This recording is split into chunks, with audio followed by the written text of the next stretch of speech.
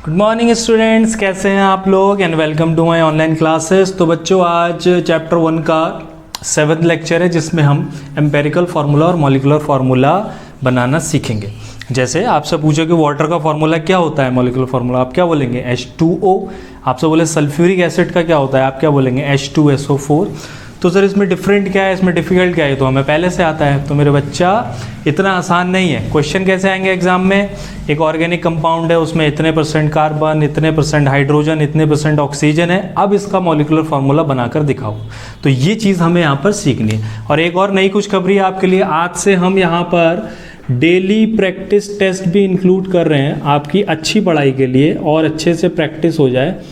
तो daily practice test, जिसको हम प्यार से DPT बुलाएंगे आज से, तो जो मेरी YouTube वीडियो आप देख रहे हैं, इसके नीचे डिस्क्रिप्शन बॉक्स में और फर्स्ट कमेंट में आपको DPT का लिंक मिल जाएगा। एक लिंक होगा, आप उस पर क्लिक करेंगे तो आपको कहीं और पहुंचा देगा। वहां पर आपका एक PDF डाउनलोड होगी जिसमें इसी टॉपिक से रिलेटेड हर टॉपिक की नई DPT मिलेगी।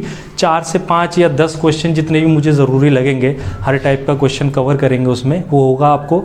उसमें आंसर्स भी होंगे, सोल्यूशन आपको खुद करना होगा।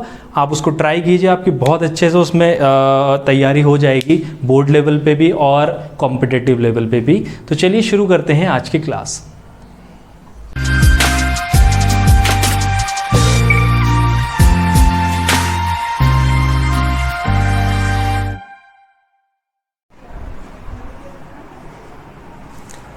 तो बच्चों, जनरली अगर हमें किसी कंपाउंड को रिप्रेजेंट करना हो तो जनरली क्या होता है, अ कंपाउंड, कितने टाइप के फॉर्मूले हम उसके बना सकते हैं? Generally a compound has 3 type of फॉर्मूले। किसी भी कंपाउंड को 3 तरीके के फॉर्मूले से डिसाइड कर सकते हैं।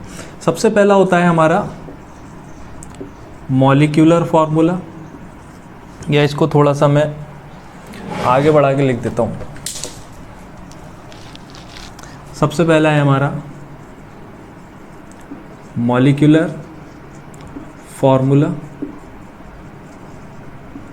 दूसरे नंबर पे आता है हमारा एम्पेरिकल। वैसे एम्पेरिकल पहले होता है, लेकिन मैं पहले मॉलिक्यूलर, तुम जानते हो तो इसलिए पहले मॉलिक्यूलर पढ़ा दूंगा। और तीसरा होता है हमारा स्ट्रक्चरल। ये हम ऑर्गेनिक में ज़्यादा अच्छे से पढ़ेंगे, अभी मैं हल्का सा आइडिया दे दूंगा बस आपको। स्ट्रक्चरल फार्मूला है ना। और इधर लिख देता हूं मैं कंपाउंड, कि कोई भी कंपाउंड जिसका हम एग्जांपल लेंगे, कंपाउंड। ठीक है। तो अब देखो, जैसे मैं कंपाउंड की बात करूं तो कंपाउंड में मेरा सबसे पहला कंपाउंड आ गया बेंजीन। एक एग्जांपल ले लेता हूं मैं, बेंजीन। बेंजीन का जो मॉलिक्यूलर फार्मूला होता है बच्चों, वो क्या होता है? C6H6 होता है। क्या होता है? C6H6। यहाँ से हमें पता लगा कि एक बेंजीन में 6 कार्बन होंगे और 6 हाइड्रोजन होंगे। सिंपल है। एग्जैक्ट नंबर ऑफ कार्बन और एग्जैक्ट नंबर ऑफ हाइड्रोजन हमें पता लग गए। किससे पता लग गया बच्चों? मॉलिक्यूलर फार्मूले से पता लग गए। तो हम इसमें लिख सकते हैं, मॉलिक्यूलर फार्मूला हमें क्या बताता है? It shows exact number of various atoms, exact number of various atoms present in molecule.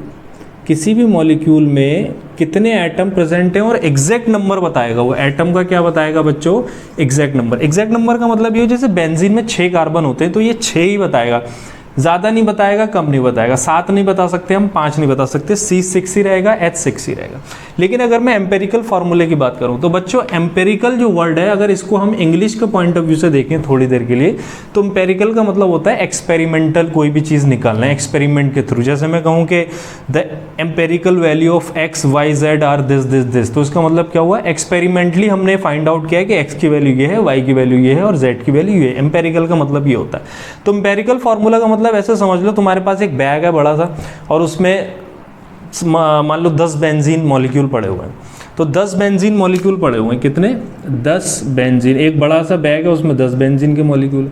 तो बच्चों, 10 बेंजीन का मतलब कार्बन कितने हो गए? 60। और हाइड्रोजन भी कितने हो गए? 60, क्योंकि एक बेंजीन में 6 होते हैं ना, तो 10 बेंजीन में 60 हो गए।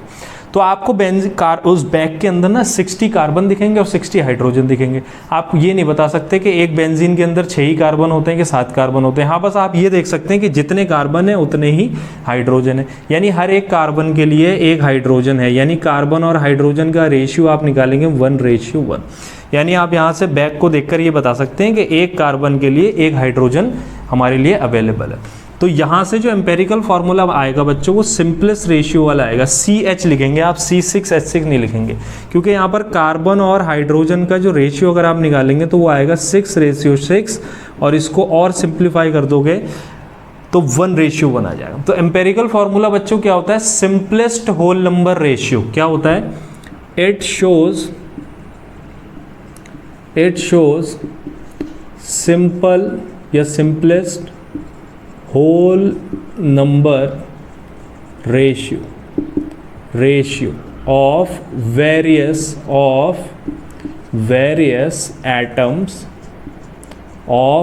various atoms present in molecule।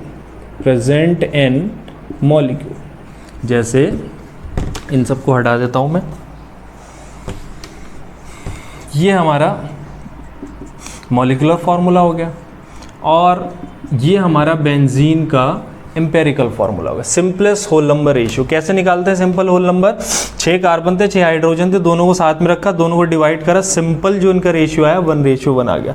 तो एक कार्बन प्रेजेंट है और एक हाइड्रोजन। स्ट्रक्चरल फार्मूला की बात करें तो आपको बहुत अच्छे से पता है बेंजीन का स्ट्रक्चर कुछ इस तरीके से दिखाई देता है। ये हम बस हल्का सा समझ ले रहे हैं, अभी हमें स्ट्रक्चरल फार्मूले पे बात नहीं करनी है। 6 कार्बन हो गए, 6 कार्बन, एक डबल बॉन्ड, एक सिंगल बॉन्ड, एक डबल बॉन्ड, एक सिंगल बॉन्ड, एक डबल बॉन्ड, एक सिंगल, डबल सिंगल ऐसा चलते रहते हैं बेंजीन रिंग में, है ना। और हर कार्बन पर एक हाइड्रोजन लगा हुआ होता है, तो हुए ना 6 कार्बन और 6 हाइड्रोजन। तो ये स्ट्रक्चरल फार्मूला। तो किसी भी कंपाउंड को हम 3 टाइप के फार्मूले से डिसाइड कर सकते हैं, empirical formula, molecular formula, structural formula. Molecular formula क्या होता है, एग्जैक्ट नंबर ऑफ एटम बताता है, यानी 6 है तो 6 ही बताएगा। ये क्या बताता है, simple whole number ratio, simple whole number ratio, यानी सबसे छोटा रेशियो क्या आ सकता है, 6 को 6 से डिवाइड करोगे 1:1 तो CH आ गया, है ना। तो ये कुछ हमारे डेफिनेशन और एग्जाम्पल हो गए। आप वीडियो पॉज करके इसको नोट कर लीजिए, मैं आपको कुछ और एग्जाम्पल आगे बताता हूं ताकि अच्छे से समझ में आ पाए आपके। तो सबसे पहला तो स्ट्रक्चरल फॉर्मूले को गायब करो। चलो दूसरा एग्जाम्पल हम ले लेते हैं हाइड्रोजन परऑक्साइड का। दूसरा कंपाउंड है हमारा हाइड्रोजन परऑक्साइड H2O2। इसका मॉलिक्यूलर फार्मूला, तो जो ओरिजिनल फार्मूला है वही इसका मॉलिक्यूलर फार्मूला होगा। लेकिन अगर मैं इसका सिंपल रेशियो निकालना चाहूँ तो हाइड्रोजन और ऑक्सीजन बच्चों किस किस रेशियो में प्रेजेंट है, 2:2 में। तो इसको सिंपल करेंगे तो ये क्या आ जाएगा, 1:1। तो जो एम्पेरिकल फार्मूला आएगा बच्चों वो क्या आ जाएगा, H1O1। तो 1 को मेंशन नहीं करते हैं, इसको ऐसे रहने दो। लेकिन अगर मैं यहीं पर वाटर की बात करूं, किसका फार्मूला निकालूं बच्चों, वाटर का, तो वाटर का मॉलिक्यूलर फार्मूला है H2O। यहाँ पर अगर आप हाइड्रोजन और ऑक्सीजन का रेशियो देखेंगे तो बच्चों 2:1 आएगा। देखो एटम्स का रेशियो निकाल लो, मास मत रख देना कहीं था। हाइड्रोजन का मास 2 समझ लो, फिर सोचो ऑक्सीजन का मास 1 क्यों रख दिया, 16 क्यों नहीं रखा। मास की बात नहीं कर रहा हूँ, ये लॉ ऑफ डेफिनेट प्रोपोर्शन नहीं निकाल रहा हूँ मैं, है ना। ये हम एटम्स की बात कर रहे हैं, 2 हाइड्रोजन के एटम, 1 ऑक्सीजन के एटम। इससे ज़्यादा सिंप्लीफाई नहीं कर सकते, तो इसका एम्पेरिकल फार्मूला भी बच्चों क्या रहेगा, H2O ही रहेगा। ये नोट कर लिया आपने। इसके बाद एक और ले लो, सल्फर का ले लो। सल्फर बहुत इंटरेस्टिंग है। सल्फर का एटम जो है वो ऑक्टा एटॉमिक होता है, यानी 8 सल्फर मिलकर एक सल्फर का मॉलिक्यूल बनाते हैं, यानी सल्फर का मॉलिक्यूल जो है ऑक्टा एटॉमिक होता है। तो वो S8 रहेगा, मॉलिक्यूलर फार्मूला S8 रहेगा। लेकिन जब इसका एम्पेरिकल फार्मूला लगाओगे तो वो S1 निकल जाएगा, क्योंकि आप वही सोच लो, एक बैग में बहुत सारे सल्फर पड़े हुए, तो आप बता नहीं सकते एक मॉलिक्यूल में 8 सल्फर लगाऊं कि 10 सल्फर लगाऊं। आपने सबसे सिंपल रेशियो ले लिया, सबसे सिंपल रेशियो 1 आ गया, है ना। ऐसे ही अगर एक और एग्जाम्पल लूँ मैं H2SO4 का, ये सब बच्चों नोट करते रहना वीडियो पॉज कर करके, है ना। H2, चलो पहले हम ग्लूकोज का ले लेते हैं, C6H12O6 ग्लूकोज। क्या है ये हमारा, ग्लूकोज का फॉर्मूला होता है। तो इसका अगर मॉलिक्यूलर फार्मूला निकालें तो यही रहेगा, C6H12O6। कार्बन, हाइड्रोजन और ऑक्सीजन, तीन चीज़ें। कार्बन कितना है बच्चों 6, हाइड्रोजन कितने हैं 12, ऑक्सीजन कितने हैं 6। इसको सिंप्लीफाई करो, 6 से डिवाइड करो सबको, 6 1 जा 6, 6 2 जा 12, 6 1 जा 6। तो यहाँ पर कार्बन का कितना रेशियो आ गया बच्चों 1, हाइड्रोजन का कितना रेशियो आ गया बच्चों 2, ऑक्सीजन का रेशियो कितना आ गया 1। यानी ग्लूकोज का मॉलिक्यूलर फार्मूला ये होता है C6H12O6, और एम्पेरिकल फार्मूला अगर उसका बनाएंगे तो क्या आएगा CH2O। एक और एग्जाम्पल ले लेते हैं हम, एक और एग्जाम्पल लेते हैं, किसका ले लो H2SO4 का ले लो, H2SO4 sulphuric acid, sulphuric acid. तो इसका मॉलिक्यूलर फार्मूला आप निकालने चलेंगे तो H2SO4 ही आएगा। अगर इसका हाइड्रोजन, सल्फर और ऑक्सीजन का रेशियो निकालो तो 2:1:4, 1 आ गया ना। अब इससे ज़्यादा सिंप्लीफाई नहीं कर सकते, तो सिंप्लीफाई नहीं कर सकते तो ऐसे ही लिख दो, एम्पेरिकल फार्मूला और मॉलिक्यूलर फार्मूला क्या हो गए, सेम हो गए। ये हमारा मॉलिक्यूलर फार्मूला, एम्पेरिकल फार्मूला का डेफिनेशन और कुछ एग्जाम्पल थे। आप वीडियो पॉज करके नोट कर लो, फिर हम रिलेशन पढ़ते हैं। रिलेशन, एम्पेरिकल फार्मूला और मॉलिक्यूलर फार्मूले में क्या रिलेशन है। नेक्स्ट हम लिखेंगे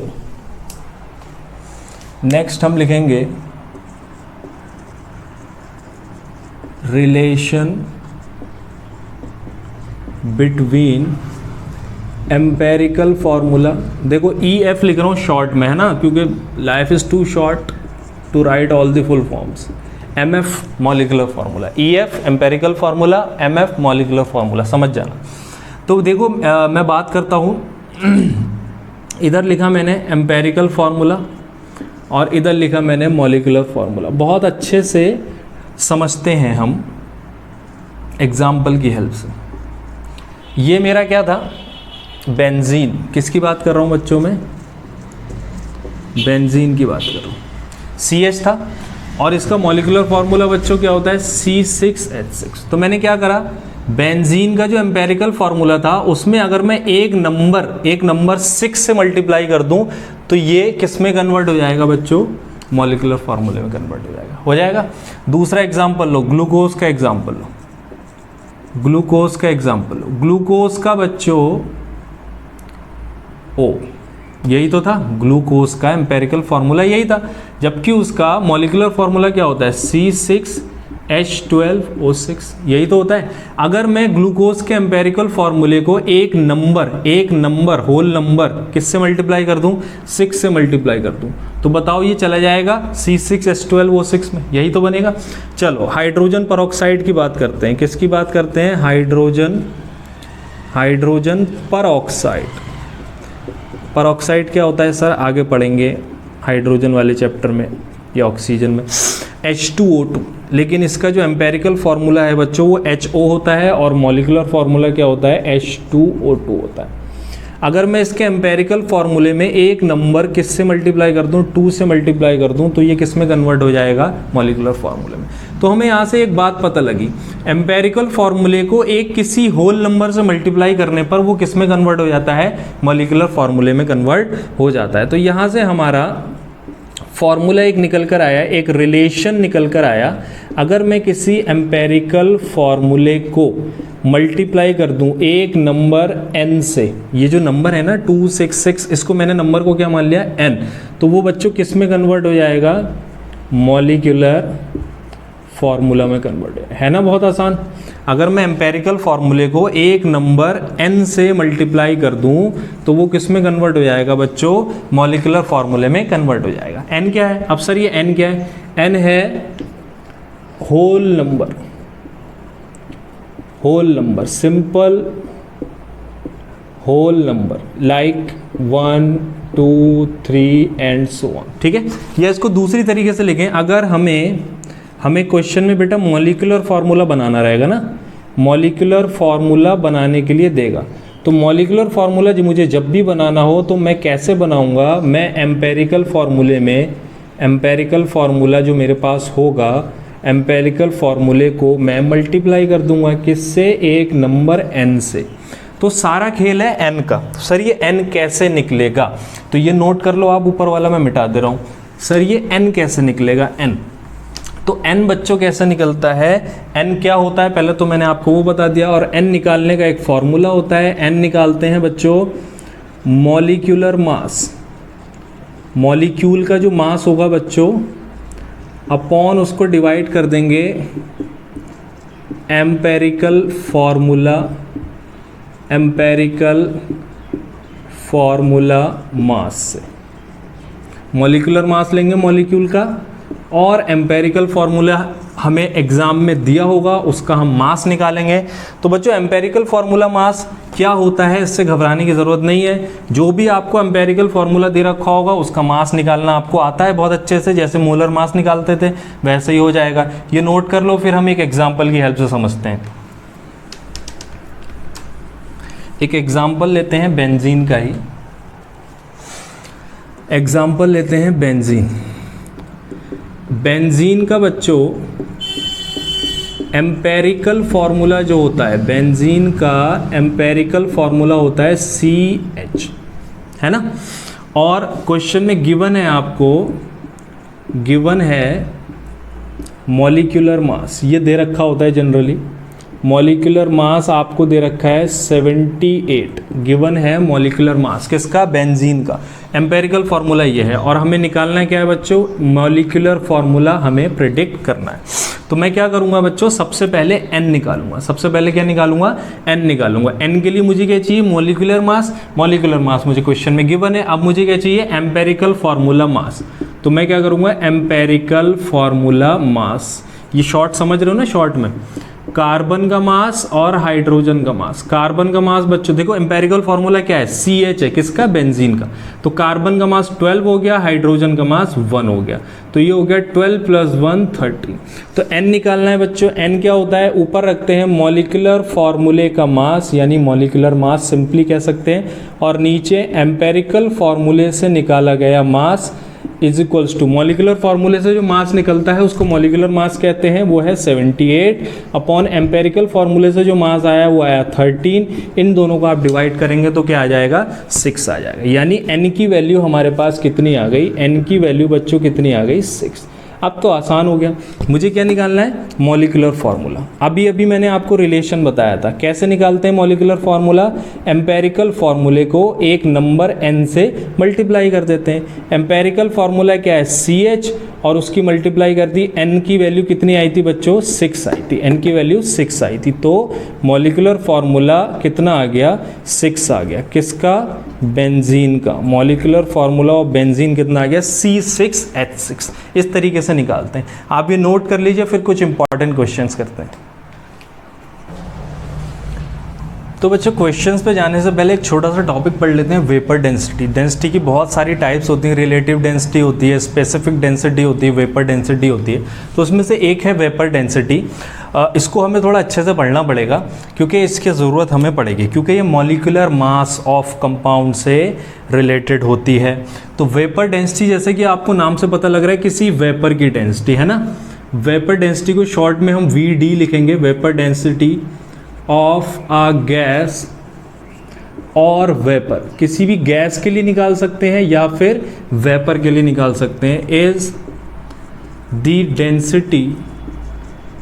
the density of given gas, जो भी गैस आपको दे रखी है उसकी डेंसिटी विद रिस्पेक्ट टू या रिलेटिव टू कह सकते हैं, किसके रिलेटिव में निकाली जाती है, relative to density of hydrogen gas at, क्या फिक्स करना पड़ेगा, टेम्परेचर और प्रेशर को फिक्स करना पड़ेगा। यानी अगर मैं किसी भी वेपर की या किसी गैस की डेंसिटी, किसी वेपर की या किसी गैस की डेंसिटी निकालूं, लेकिन अपॉन में उसको डिवाइड किससे कर दूं, हाइड्रोजन की डेंसिटी से डिवाइड कर दूं, यानी कि वेपर डेंसिटी ऑफ गैस, किसी भी गैस की डेंसिटी निकालनी है तो कैसे निकालूंगा, डेंसिटी ऑफ गिवन गैस, जो भी गैस है जिसके लिए मैं कैलकुलेट कर रहा हूं उसकी डेंसिटी अपॉन किससे डिवाइड कर दूंगा बच्चों,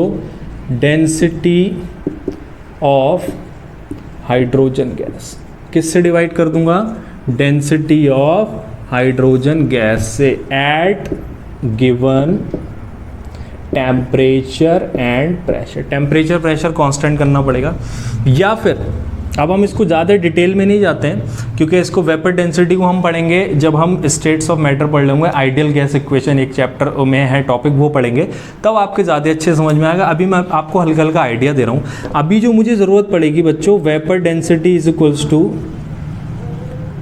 मॉलिक्यूलर मास, इसी को अगर सिंप्लीफाई कर दो ऊपर वाले फॉर्मूले को अपॉन 2। ये वाली ट्रिक जो है हमारी, ये याद रखनी है आपको, ये इंपॉर्टेंट है। अभी जिस तरीके के क्वेश्चन हम कर रहे हैं, ये कैसे आया यहाँ से यहाँ, ये अभी आपको समझ में नहीं आएगा क्योंकि हमें आइडियल गैस इक्वेशन उसके लिए पढ़नी पड़ेगी। वो आगे जब पढ़ेंगे उसी के एप्लीकेशन में आपको ये पढ़ाऊंगा मैं। अभी हमें क्या करना है, vapour density is equals to molecular mass upon 2 होता है। यानी आपको क्वेश्चन में वेपर डेंसिटी दी होगी और मॉलिक्यूलर मास आपको निकालना होगा, तभी तो आप एम्पेरिकल फार्मूला और मॉलिक्यूलर फार्मूला निकाल पाएंगे। तो इस वाले फार्मूले से निकालेंगे, या फिर मैं इसको और एक और तरीके से निकाल सकता हूँ। मॉलिक्यूलर मास किसी का भी अगर निकालना हो और वेपर डेंसिटी दे रखी हो तो उससे किससे मल्टीप्लाई कर दोगे बच्चों, 2 से मल्टीप्लाई कर दोगे। ये वाला फॉर्मूला आपको याद रखना, आप इसको नोट कर लीजिए। फिर हम क्वेश्चन करने की ट्रिक समझेंगे, उसके बाद क्वेश्चन शुरू करते हैं। नोट कर लीजिए।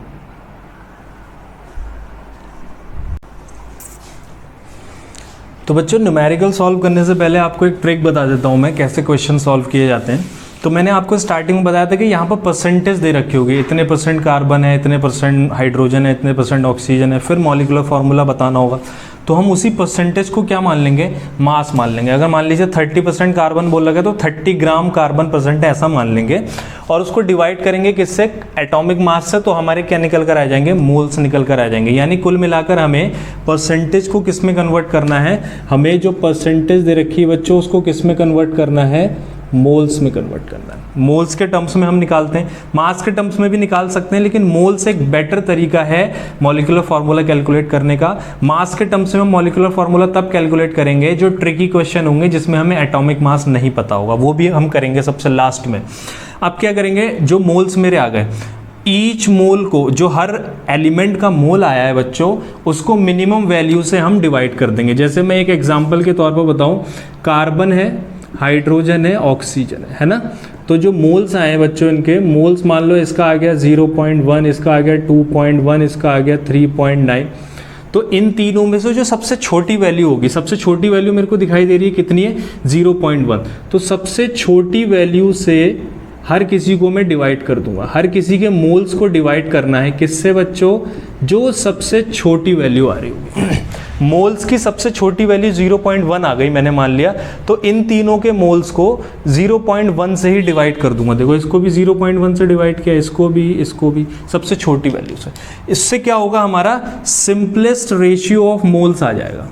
अब जो ये वैल्यू आएगी हमारी निकल के, मान लो ये 1 आ गया और यहाँ पर 2.1 आ गया या 21 आ गया, जो भी आया, तो इसको बोलेंगे सिंपलेस्ट रेशियो ऑफ मोल्स। पहले मोल्स निकालते हैं, उसके बाद सिंपलेस्ट रेशियो ऑफ मोल्स निकालते हैं। वो अभी धीरे धीरे समझ में आ जाएगा।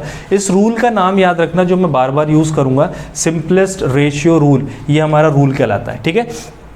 अब if simplest ratio is fractional, मान लो जो मेरा कार्बन है, हाइड्रोजन है, ऑक्सीजन है, और यहाँ पर जो मैंने निकाला सिंपलेस्ट रेशियो है ना, तो ये अगर मेरा जो सिंपलेस्ट रेशियो है बच्चों, ये फ्रैक्शनल आ जाए, मान लो ये 1 था और ये आ गया 1.5, या इसको मैं क्या लिख सकता हूँ, 3/2 लिख सकता हूँ, और ये मेरा रहा 2।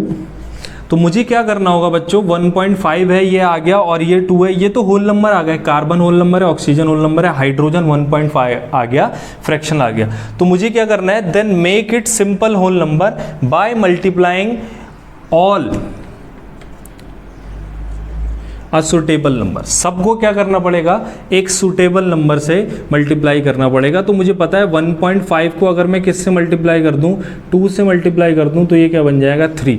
लेकिन अगर मैंने हाइड्रोजन को 2 से मल्टीप्लाई कर दिया तो मुझे सबको ही क्या करना पड़ेगा, 2 से मल्टीप्लाई करना पड़ेगा। तो अब मेरा कार्बन 2, हाइड्रोजन 3 और ऑक्सीजन 4 आ जाएगा। सबको करना होगा, ऑल मैंने लिख दिया ब्लू कलर से ताकि आपको याद रहे। तो कभी भी आपकी अगर फ्रैक्शनल वैल्यू आती, किसी एक एलिमेंट की भी आ गई बच्चों, किसी एक एलिमेंट की फ्रैक्शनल वैल्यू आ गई, तो ऐसा नहीं करोगे कि खाली उसी एलिमेंट को मल्टीप्लाई करा, सबको करोगे। और एक तरीका ऐसा भी आ सकता है, जैसे कार्बन के जो मोल्स आ जाए 1.1, इसके 2 आ जाए, इसके 3 आ जाए, या 3.9 आ जाए, है ना। तो अब आप इसमें क्या करोगे, अब इसमें आप मल्टीप्लाई नहीं करोगे, आप इसको राउंड ऑफ कर दोगे, इसको लगभग क्या मान लोगे, 1 मान लोगे, ये 2 ही रहेगा, और 3.9 क्या हो जाएगा, 4 हो जाएगा। ये दो तरीके के क्वेश्चन है जो सबसे ट्रिकी क्वेश्चन होते हैं, जिसमें आप कंफ्यूज होंगे। दोनों मैंने आपको बता दिए। अगर 1.5 या 2.5 या 3.5 आ रहा है तो उसको डबल कर दो और 3 में कन्वर्ट हो जाएगा वो, या फिर आप समझ सकते हैं 1.25 है तो उसको 4 टाइम्स मल्टीप्लाई करोगे तो 6 में कन्वर्ट हो जाएगा वो। लेकिन 1.1 को आप कितना ही मल्टीप्लाई कर दो, बहुत बड़ा मल्टीप्लाई करना पड़ेगा। हम यहाँ पर राउंड ऑफ रूल लगा सकते हैं, 1.1 को 1 मान सकते हैं, 3.9 को 4 मान सकते हैं। तो ऐसे क्वेश्चंस में हमें मल्टीप्लाई करने की ज़रूरत नहीं पड़ेगी। Now determine the empirical formula. अब मुझे क्या करना है, एम्पेरिकल फार्मूला निकालना है, तो यहीं से निकाल दूंगा मैं। तो ये जो मेरा सिंपलेस्ट नंबर आया, इसमें कार्बन के बच्चों कितने मोल दिख रहे हैं, 2, तो 2 लिख दूंगा। हाइड्रोजन के मोल कितने आ रहे हैं बच्चों, कितने दिख रहे हैं, 3 दिख रहे हैं। ऑक्सीजन के मोल कितने दिख रहे हैं, 4 दिख रहे हैं। तो ये मेरा क्या आ गया, एम्पेरिकल फार्मूला बन गया इस तरीके से, है ना। यहाँ की अगर मैं बात करूँ इस वाले की, तो मेरे को इसमें कार्बन कितने दिखाई दे रहा है, 1, हाइड्रोजन कितने दिखाई दे रहे हैं, 2, ऑक्सीजन कितने दिखाई दे रहे हैं, 4। तो ये मेरा क्या निकल कर आ गया, एम्पेरिकल फार्मूला निकल आ गया। अब आपको एक बार एम्पेरिकल फार्मूला निकालना आ गया तो आप मॉलिक्यूलर फार्मूला भी निकाल देंगे। अब सबसे लास्ट स्टेप जो है हमारी 5th step, now molecular formula निकालना है आपको। तो कैसे करेंगे बच्चों, एम्पेरिकल फार्मूला को किससे मल्टीप्लाई कर देंगे, एक नंबर होता है जिसको हम बोलते हैं n, और n आप अलग से निकालेंगे। कैसे, मॉलिक्यूलर फार्मूले का मास आपको क्वेश्चन में गिवन रहेगा, अपॉन एम्पेरिकल फार्मूले का मास आप कैलकुलेट कर लेंगे। यहाँ से फार्मूला आ गया, इसका मास निकाल दोगे, यहाँ रख दोगे, दोनों को डिवाइड करोगे, n की वैल्यू आ जाएगी और आपका क्या आ जाएगा, मॉलिक्यूलर फार्मूला आ जाएगा। नोट कर लीजिए, फिर कुछ क्वेश्चन करते हैं।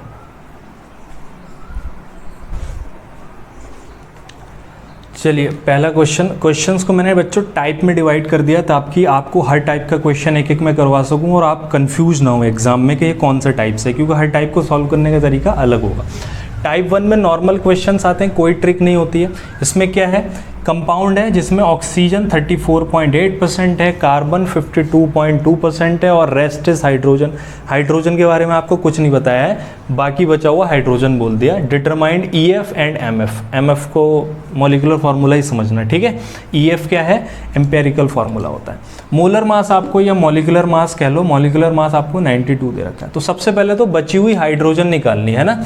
तो परसेंटेज ऑफ हाइड्रोजन अगर हमें निकालनी हो क्वेश्चन में, तो कैसे निकालोगे बच्चों, टोटल परसेंटेज हम हमेशा कितनी मानते हैं, 100 से ऊपर तो नहीं जा सकती परसेंटेज, टोटल मैक्सिमम 100 होती है। तो 100 में से परसेंटेज ऑफ कार्बन और परसेंटेज ऑफ ऑक्सीजन को क्या कर देना है, माइनस कर देना है, ठीक है। तो 100 में से आप परसेंटेज ऑफ कार्बन बच्चों कितनी है, 52.2, और परसेंटेज ऑफ ऑक्सीजन कितनी है, 34.8, ये माइनस करेंगे तो 13% हाइड्रोजन आ जाएगी, यानी 13%, ठीक है। चलो अब इधर आ जाओ, एलिमेंट्स ऐसे करके एक टेबल बनाएंगे आप, एलिमेंट, उसके बाद एलिमेंट की परसेंटेज कितनी है, उस एलिमेंट का एटॉमिक मास कितना है, ये 3 चीज़ें आप लिखेंगे। उसके बाद तो मैंने आपको बता ही रखा है, मोल्स निकालोगे, मोल्स का रेशियो निकालोगे और उस रेशियो को फिर किस में कन्वर्ट करोगे, सिंपल होल नंबर रेशियो में। आओ एक एक करके समझते हैं, घबराओ मत, बिल्कुल सब समझ में आ जाएगा। सबसे पहले एलिमेंट है कार्बन, दूसरा एलिमेंट है हाइड्रोजन ले लो, तीसरा एलिमेंट है बच्चों ऑक्सीजन, है ना। कार्बन की परसेंटेज बच्चों कितनी दे रखी है, देखो 52.2%। तो परसेंटेज का साइन यहाँ पर नहीं लगाना है, क्यों, क्योंकि इस परसेंटेज को ही हमने मास मान लिया, तभी तो मास को एटॉमिक मास से डिवाइड करोगे तभी तो मोल्स आएंगे। ये मैं ट्रिक में बता चुका हूँ, परसेंटेज को ही मास मान लेते हैं। हाइड्रोजन की परसेंटेज आई है बच्चों 13 और ऑक्सीजन की परसेंटेज है 34.8। कार्बन का एटॉमिक मास कितना होता है 12, हाइड्रोजन का होता है 1, ऑक्सीजन का होता है 16। चलो ये मास है, परसेंटेज कोई मास मान लो, mass upon molar mass, mass upon molar mass क्या आएंगे, मोल्स आएंगे, यानी कार्बन के मोल्स कितना है 4.35। मास और मोलर मास से या एटॉमिक मास से मोल्स निकाल दी। 13/1 मास अपॉन एटॉमिक मास, 13 हमारा मोल्स आ गया किसके, हाइड्रोजन के मोल्स, और 2.17 हमारे किसके मोल्स आ गए, ऑक्सीजन के मोल्स आ गए। ठीक है, इसको ऊपर लिख देता हूँ, 34 पॉइंट नीचे गिरा जा रहा है, ऑक्सीजन ऊपर बुला लो ऑक्सीजन को।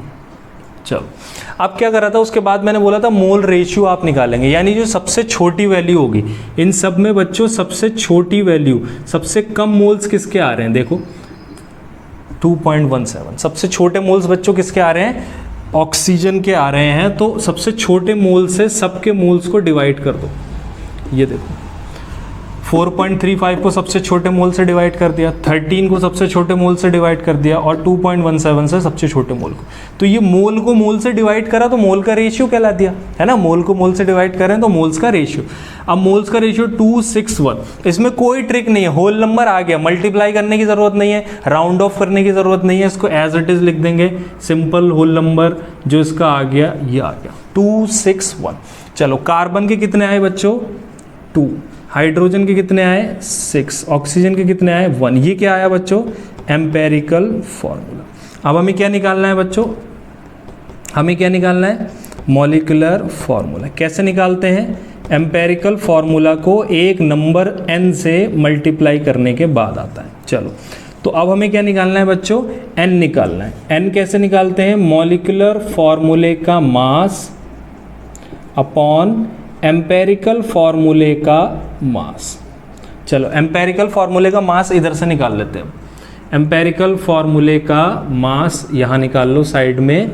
एम्पेरिकल फॉर्मूला कितना है बच्चों, C2H6O, 2 कार्बन है, एक कार्बन का 12 होता है, ठीक है, ठीक है, 2 कार्बन है, एक कार्बन का 12 होता है, 6 हाइड्रोजन है, एक हाइड्रोजन का 1 होता है, और ऑक्सीजन है, ऑक्सीजन का होता है 16। इसको आप करेंगे तो ये आ जाएगा 46 कैलकुलेट करके देखेंगे आपको 46 आ जाएगा। चलो मॉलिक्यूलर फार्मूला मास ये दे रखा है 92, एम्पेरिकल फार्मूले का मास 46, कितना आ गया 2 आ गया। तो अब मैं क्या करूँगा, मुझे मॉलिक्यूलर फार्मूला निकालना है, उसको एम्पेरिकल फार्मूले को C2H6O और इस पूरे को किससे मल्टीप्लाई करूँगा 2 से। ये वाला 2 बच्चों कहाँ से आया है, यहाँ से आया है, तो इसको मल्टीप्लाई कर दो, 2 2 = 4, 6 2 = 12, O का 2 आ गया। ये हमारा क्या हो गया, C4H12O2 हमारा क्या हो गया, मॉलिक्यूलर फार्मूला। ये अगर दिखाई नहीं दे रहा होगा तो आगे लिख देता हूँ, C4H12O2। इस तरीके से हम मॉलिक्यूलर फार्मूला निकाल देते हैं। तो सबसे मेन जो है बच्चों ये टेबल है, टेबल में कुछ नहीं करना है, सबसे पहले एलिमेंट के नाम लिखने, उनकी परसेंटेज, कोई मास मान लेना है तो आगे परसेंटेज का साइन नहीं लगाएंगे, खाली नंबर लिख देंगे, एटॉमिक मास लिख देंगे, mass upon atomic mass, moles आ गया, मोल्स निकल दिए। इन सारे मोल्स में जो सबसे छोटी वैल्यू होगी मोल्स की, उसको बाकी सारे मोल से डिवाइड कर देंगे तो मोल का रेशियो निकल जाएगा। जैसे इसमें सबसे छोटी वैल्यू थी 2.17, तो 2.17 से तीनों को डिवाइड कर दिया। अब ये यहाँ पर होल नंबर में आ गया तो इसको एज इट इज लिख दो, सिंपल होल नंबर रेशियो। अगर ये होल नंबर में नहीं आता तो 2 केस होते हैं, या तो आपको राउंड ऑफ करना पड़ता, वो पीछे बता चुका हूँ, या फिर 2 3 या किसी नंबर से मल्टीप्लाई करना पड़ता, वो क्वेश्चन भी हम आगे करेंगे। सिंपल होल नंबर रेशियो को एलिमेंट के साथ लिख दो, कार्बन को 2 लिख दो, हाइड्रोजन को 6 लिख दो, ऑक्सीजन को 1 लिख दो, तो ये तुम्हारा एम्पेरिकल फार्मूला आ जाएगा। फिर n की वैल्यू निकालो तो मॉलिक्यूलर फार्मूला भी आ जाएगा। नोट कर लीजिए, फिर सेकेंड टाइप के क्वेश्चन करते हैं।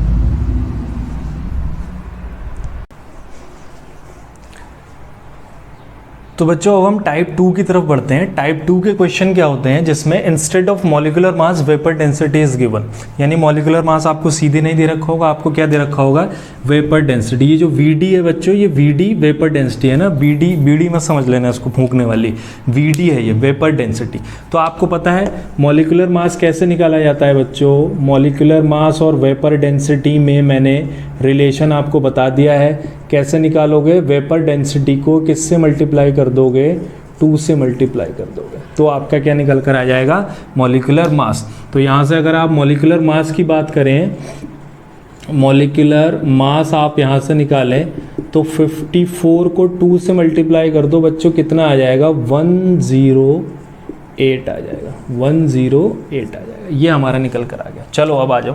अच्छा एक चीज़ और यहाँ पर नोटिस करने वाली है, रेशियो दे रखा है, कार्बन हाइड्रोजन और नाइट्रोजन का रेशियो दे रखा है, परसेंटेज नहीं दे रखी। कोई दिक्कत नहीं, हमने परसेंटेज वाला कॉलम गायब कर दिया, उसकी जगह पर एलिमेंट रेशियो लिख दिया। सेम पैटर्न में सॉल्व होगा। देखो क्या क्या एलिमेंट दे रखे हैं, एक बार मेरे साथ करके देखो, जल्दी समझ में आ जाएगा। कार्बन दे रखा है, हाइड्रोजन दे रखा है, नाइट्रोजन दे रखा है। एलिमेंट्स का रेशियो, परसेंटेज की जगह पर सीधे रेशियो लिख दो और रेशियो को ही मास मान लेंगे हम, ठीक है। तो कार्बन की जगह पर क्या लिख देंगे, रेशियो 9 है, इसका 1 है, और नाइट्रोजन का बच्चों कितना दे रखा है 35, ठीक है। अब एटॉमिक मास लिखो। कार्बन का एटॉमिक मास बच्चों 12 होता है, हाइड्रोजन का एटॉमिक मास 1 होता है, और नाइट्रोजन का एटॉमिक मास 14 होता है। तो क्या इसमें ट्रिक आई, सबसे पहली परसेंटेज की जगह पर रेशियो दे रखा था, कोई दिक्कत नहीं, परसेंटेज की जगह पर रेशियो लिख दिया हमने, इसी को मास मान लिया। Mass upon atomic mass moles आ जाएंगे, mass upon atomic mass moles आ जाएंगे। ऐसे ही 1/1 1 आ जाएगा। 35/14 सॉरी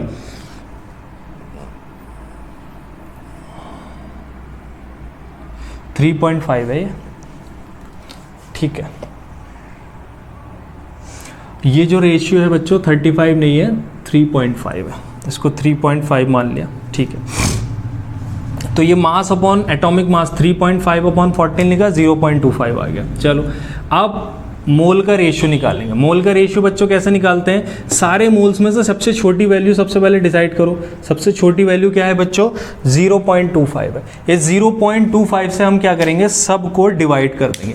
तो सबसे पहले हम 0.75 जो है उसको किससे डिवाइड करेंगे, 0.25 से, फिर 1 को करेंगे 0.25 से, फिर 0.25 को ही 0.25 से डिवाइड कर देंगे। तो क्या करा हमने, जो सबसे छोटी वैल्यू थी उस सबसे छोटी वैल्यू से सारे मोल्स को डिवाइड कर दिया।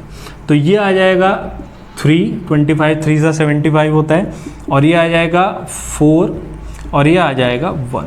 और ये देखो सिंपल होल नंबर है, इसमें राउंड ऑफ करने की ज़रूरत नहीं है, इसमें कोई 0.5 वाला टर्म नहीं है जो मल्टीप्लाई करना पड़े, तो इसको एज इट इज़ लिख देंगे 3, 4, 1। तो हमारा जो एम्पेरिकल फार्मूला बच्चों यहाँ से निकल कर आया, जो हमारा एम्पेरिकल फार्मूला निकल कर आया, कार्बन के साथ लिख दो 3 लिख दिया, हाइड्रोजन के साथ लिख दो 4 सर लिख दिया, और नाइट्रोजन के साथ कितना लिख दोगे, 1 लिख दोगे, C3H4 1। तो यहाँ पर अगर आप एम्पेरिकल फार्मूले का मास निकाल दें लगे हाथों तो आपका फ़ायदा हो जाएगा। तो 3 कार्बन है, एक कार्बन का मास 12 होता है, 4 हाइड्रोजन है, एक हाइड्रोजन का मास 1 होता है, एक नाइट्रोजन है, नाइट्रोजन का मास 14 होता है। तो ये आ जाएगा आपका 54, ठीक है। और मॉलिक्यूलर फार्मूले का जो मास है वो आप निकाल चुके हैं।